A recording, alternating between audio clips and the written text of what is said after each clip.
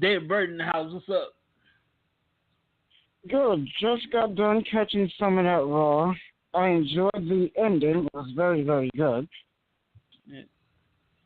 Ladies and gentlemen, people have been asking for David Burton. It's about time we got back on the show. Burton and Holly last night was incredible. If you missed it, you can watch it again and again and again and again till Jesus comes back. Always available on the WWE Network. Yes, if you missed it, please check it out. Speaking of, I'm about Mother Nature's calling right now. So David, take over for me right quick. Well, last night's SummerSlam was a somewhat interesting SummerSlam. I thought it was okay, but it had the potential to be better for what it was. Hands down, personally, in my opinion, the best match on that card was the Intercontinental Championship match, Seth Rollins versus Dolph Ziggler. Those two absolutely stole the show last night and put on a class. I mean, everything those guys did in that ring was just amazing. The spots, the moves. I mean, everything was just right on. It was perfect. One of the best matches the company has had all year. Hands down. I thoroughly enjoyed that match. And to be honest, I knew the match was going to be good, but I didn't think the match was going to be that good. So I was surprised. And the whole Brock Lesnar-Roman Reigns match, I thought it was terrible. Terrible match. Terrible ending. I didn't like none of it. I thought it was just boring. You know, if I had to rate the entire pay-per-view on a scale of 1 to 10, I would honestly give it a damn near 6. But it's passable. The Ronda Rousey match went fast, didn't go long. They made her look strong, tapping out Alexa Bliss in less than 5 minutes. You had another squash match, Kevin Owens being squashed in less than 2 minutes. You also had Baron Corbin, well, Constable Corbin. He was also squashed in less than 2 minutes. Personally, I think they kind of buried Kevin Owens in that match. They could have put on that match and made it a little better, a little more decent than what it was, instead of it just being a squash. So you had 3 squash matches, one hell of an IC title match. U.S. Championship, I didn't expect it to go too long. Jeff Hardy was working with an injury, so they needed to end that match as quickly as possible. That Swanton bomb he took on the apron was insane. Me personally, I felt he should have taken that spot. The guy was already hurt, and for him to damage himself and hurt himself even more, taking that spot on the apron, the hardest part of the ring, I disagree with that, but that's Jeff Hardy being the daredevil that he is.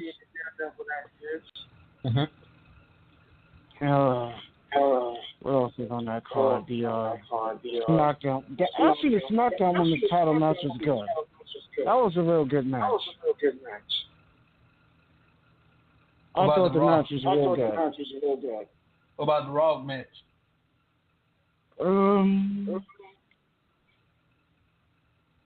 No, I ain't like the women's title match went fast. They had to make Rousey look strong. The Universal title match was lousy. My personal opinion, the best match was the first match. That was the IC title match. It was the best match on that card. And the other best match on that card besides the IC title match was the SmackDown Women's title match. The New Day Tag Team title match was alright. I don't think they should have gone with that ending, the DQ finish. Same thing with the AJ Styles Samoa Joe match. I don't think they should have gone with the DQ finish, but I guess they did that to get another match out of Joe versus AJ, so that's exactly what's going to happen. The Miz and Daniel Bryan match, I wasn't into that match too much. It was alright. It was a decent, passable match. The Miz winning the match, I thought, in my opinion, was a mistake. I thought Daniel Bryan should have won, but again, they're probably going to do that to get another match out of him. Me personally, I feel they might do the husband and wife versus husband and wife thing. I wouldn't put him past it to do that again. Well, actually, that's not their. She's the business manager. That's not his wife, but yeah, you know what I'm saying. A husband and that wife. Might happen again. Yeah, Maurice and Miz versus Bryan and what is it, Bree? Yeah, Bree. I wouldn't put I wouldn't put it past him to do that again. Well, Jim, we're gonna take a very quick break. We'll be right back. I'm going nowhere. We'll be back. Mr. Clean gets tough on dirt and grime and grease in just a minute. Mr. Clean will clean your whole house and every room that's in it. Floors, doors, walls, halls, kitchen, trucks, he cleans them all. Grimy tubs and tiles will do, so your bathroom looks clean as new. Mr. Clean gets tough on stuck on stuff, clean kitchens in a minute. Mr. Clean will clean your whole house and every room that's in it. Mr. Clean, Mr. Clean, Mr. Clean. 1 second, ladies and gentlemen. Hey, folks, back to school time is slowly coming upon us, and Walmart got you covered. Uniforms, school supplies, book sacks, everything for a very low cost. Send your kid back to school in style at Walmart. Save money, live better. Walmart. Ladies and gentlemen, what did you think of that Triple H promo? I actually missed it. Oh. I was doing some yard work, so I missed that part. Oh, okay. Well, he came out and talked about his match with The Undertaker, how it's their final match ever between them, and Triple H is looking to win the match and not lose it. So he's from the way he went on and the way he spoke and his high-pitched voice, and he was getting hyped up like he's real determined to win this match, which kind of makes sense. I wouldn't want to lose the match either. If I knew I'm in a match against somebody and it's my last time facing this person, I want to make sure I'm going to win the match too. But he seems driven. He seemed real determined in his promo. Like he wants to win this match with a passion. And that was pretty much his whole promo. He mentioned NXT, how it blew the roof off for Barclays Center. Me personally, I thought NXT, again, was better than the actual pay-per-view itself. The only match I didn't see was the EC... No, wait, I saw that match. That's right. I didn't see the match when it aired, but I saw it earlier this morning. The Velveteen Dream defeated EC3. And it was a good show. Every match on the card was good. I didn't like the finish to the last man standing match, Ciampa and Gargano. I thought the ending was stupid. Me personally, I think Ciampa should have lost the title, but I guess they're going to keep it on him a little while longer since he's one of the hottest heels in the business right now. Mm-hmm. How did you like NXT TakeOver Brooklyn 4? Well, wasn't really paying attention to the whole weekend itself, but I love matches where like winner takes all, right? So, ladies and gentlemen, let's rewind the clock a little bit. What we do every year around November, we go through every Survivor Series pay-per-view of all time. I know it's early, I know it's the summer, but later on in November, join us for Survivor Series week. We're going to go through every pay-per-view. The last time we did it, we left off, I want to say, Survivor Series 2008, 2007, I'm not sure. But the last time we did it, we left off 2008. We go through every Survivor Series. Check it out. One of my favorite Survivor Series of all time. Bring this for a reason. What would have happened? Let's just imagine for a second, ladies and gentlemen. What would have happened? Survivor Series 2001 if Team Alliance would have been victorious. No, that would be. Oh wow, that would be interesting. The WWF's out of business. We would have an Alliance Raw and an Alliance SmackDown. That would be interesting. Well, like I think it would still be they'll still do WWE business, but it'll be like you know what I'm saying? It'll be alliance up front. It'll be alliance, but behind the scenes it'll still be WWE business. You know what I'm saying? Yeah. Like you Absolutely. still have Jim Ross, you still have Paul Heyman, but Paul Heyman be the lead guy. You'll still have WrestleMania. There'll be more alliance guys. That's my opinion. What would have been alliance would have won? Yeah, I think that too. It would have been more alliance people and less WWF guys. Well, at the time, WWF guys and girls. Can't forget about the women. Yeah. But ladies and the gentlemen, women they had on the roster. Thank God everything was the way it was meant to be, and good old faithful WWF at the time was victorious, which means you got now. Can you imagine going back to the locker room? You put these guys, the whole trust, their life, their way of life on the line for you, and they lost. Can you imagine going back to the locker room facing these guys? Man. I can only imagine what it was like to face the other members of the locker room knowing that you lost. And you put everything, you laid it all out on the line. It's my other favorite Survivor Series is 2014 when it was the Authority versus Xena, and I love the message of that match: take it all or leave with none. I enjoyed that match. That match was really good. And what made the match even more interesting was Sting made his debut during the match towards the very end.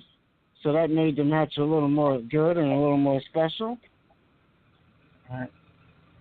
I don't think people outside the powers that be knew he was coming. You know? Mhm. Outside of those who were supposed to know, it was like a complete shock.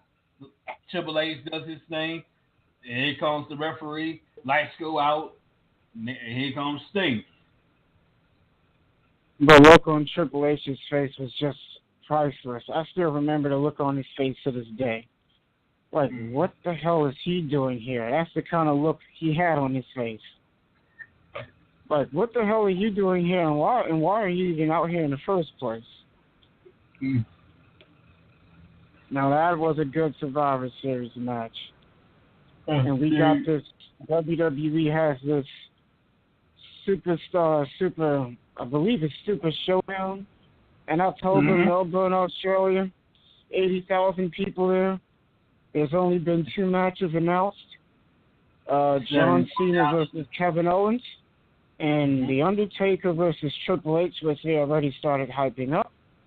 And The Undertaker is also scheduled to appear for the 1000th episode of SmackDown, as is Triple H as well. Yes, sir. October going down under. Yes. So we have 2 big shows in October. We have SmackDown 1000 and the Super Showdown show. But wait a minute. Not only that, there will also be Raw guys and girls scheduled to appear on the Raw SmackDown 1000 as well. Hold it will not just be. Yeah. Now, that ain't it. Because, ladies and gentlemen, October 28th is Ladies' Night. The first time ever this happened before other companies, the first time in the WWE all-women pay-per-view, Evolution. Yeah.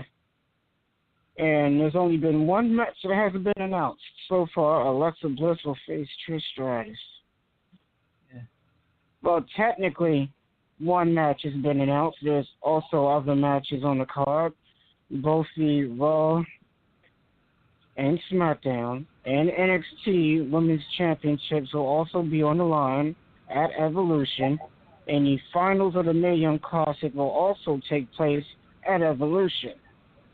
And the NXT UK Women's Championship Tournament Finals will also take place at Evolution. So, altogether you have 4 title matches, and Trish versus Alexa Bliss. A combined 5 matches have been announced so far. Like I said, most of the matches taking place will be title matches. Now, will Charlotte still be champion by then? I believe so. Will Ronda Rousey still be champion by then? Definitely. Kairi Sane, who just won the NXT Women's Championship at TakeOver Brooklyn 4, she will definitely still be champion by then, I believe.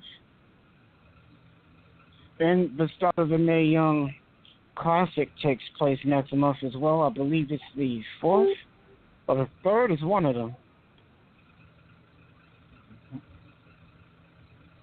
You have any favorites for this Mae Young Classic?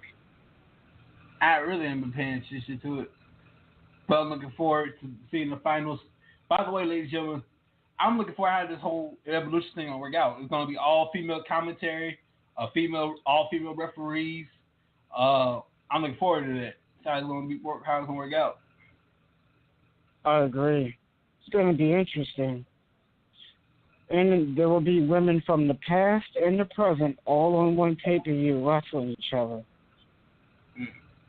Man, could you imagine if China was still with us? I don't know. Let's say China versus Stephanie McMahon. I'll pay to see that match. Oh man, one day that's gonna have to wait till Glory, because China's still with us. Obviously, that's gonna have to wait to the big ring in the sky to see that match right there. But ladies and gentlemen, that would be awesome. The only place you can see all the dream matches. Yeah. But I have to wait till the big ring in the sky. Ladies and gentlemen, speaking of that, we would like to wish our condolences this past week to the Anvil Jim, the Anvil Neidhart. We went on to the wrestling ring in the sky, if you will. Went on to heaven last week, I want to say. Yes, it was last Monday he passed away, and they had the funeral last Friday, which is why Natalia missed Raw last week. Honestly, he died Monday morning or Monday afternoon, something like that. And, of course, just recently, the Queen, ladies and gentlemen, the Queen has moved on to glory. That's right. There's only one, ladies and gentlemen, the Queen herself, Aretha Franklin. Yes, she also just recently passed. And WWE, who did a little video for her after her passing, she appeared at WrestleMania 3 and 23, opening both shows. Mm-hmm. It's exciting, man. WrestleMania 3, one of the greatest pay-per-views of all time in the history of the business. And for those of you listening to this that haven't seen WrestleMania 3, check WrestleMania 3 out, currently on the WWE Network. By the way, see WrestleMania 3. Check this out. I found out, remember they did the 50 years of the 50-year video of the WWE thing? Yeah. So on the DVD, there's two different versions. There's two different versions of Andre the Giant versus Hulk Hogan. One of them has no commentary at all. That's on the DVD, the 50-year thing. The